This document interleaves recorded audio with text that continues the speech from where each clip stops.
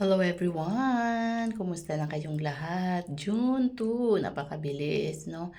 Nakalahati natin ng taon ng 2026, so June 2. So, imagine mo, 4 months na rin ni Father nawala, 'di ba? February nawala siya, February, March, April, May, June, 4 months.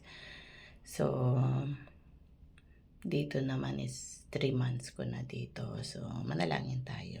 So, prayer is a powerful and effective. Pag-pray natin ang bansa nating Pilipinas na grabe ang dami. Talagang God is shaking, God is exposing, at ang daming mga vehicle, no, natutumba, nagdidisgrasya, mga bus, mga car, motor. So, please keep on praying sa ating bansang Pilipinas, Luzon, Visayas, Mindanao, that God is a good God. God will, His mercy, His mercy and forgiveness be upon the Philippines, because Philippines has a calling talaga. So, manalangin po tayo. Dakilang Diyos, dinadalain po namin sa umagang ito ang aming bansang Pilipinas. Have mercy, Panginoon, dahil tinawag mo itong blessed and a Christian nation. Let it be, O Lord God, according to your will.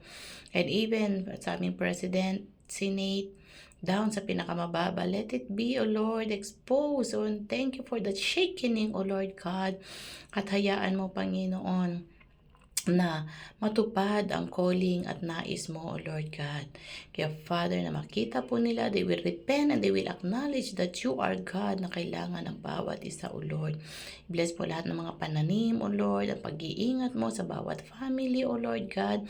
At ganun din, Panginoon, yung mga nangangailangan sa oras na ito, dahil yun nga po, Panginoon, ang sabi lang La Nina, yung iba naman tag-ulan, El Nino, but Father, nothing is impossible with you. Protect your people, O Lord. Protect each family, O Lord God.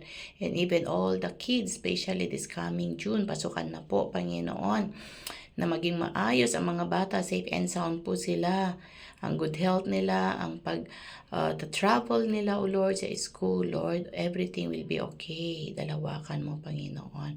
Even ang aming mga anak, mga apo, O Lord, we commit them unto you, because you are a God, O Lord God, who control, who protect and guide. Send your angel to guide them, O Lord. Provision and protection sa mga magulang na nagtatrabaho, O Lord, sa mga business, Panginoon.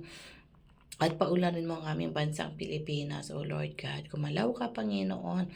They will repent, O Lord God. They will kneel, O Lord God. They will lift up their hands na ikaw ang kailangan, Panginoon.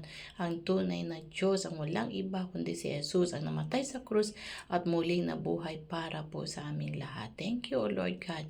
At patuloy mong ingatan, Panginoon, ang lahat ng mga kapastoran na itinayo mo, mga churches, O Lord, that they will go on. Provision, protection be upon them, O Lord. Lahat ng mga intercessors, Panginoon, na more, O Lord God, at lahat pa, Panginoon, na mga tinawag mo sa iyong ubasan, nagagalaw po sila, O Lord God. Maraming pong salamat. Patuloy, Panginoon, na ikaw ang Diyos. Patuloy, Panginoon, na gumalaw ka.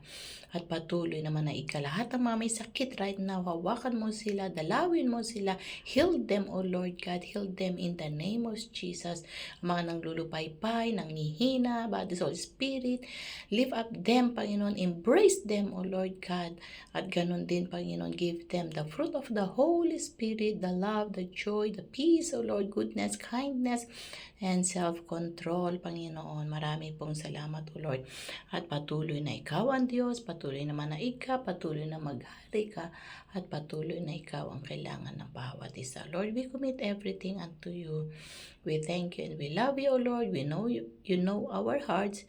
Mga prayers namin, nasabi man namin only, but you know, and granted it in your perfect time. We thank you, Lord, and we love you. In Jesus' mighty name we pray. Amen and amen. So muli, shalom, shalom po. May the Lord God bless you. At tandaan po natin, prayer is a powerful and effective. The more na may nararamdaman ka, the more nangihina ka, the more go on ka sa ating Panginoon, and He love you. Bye.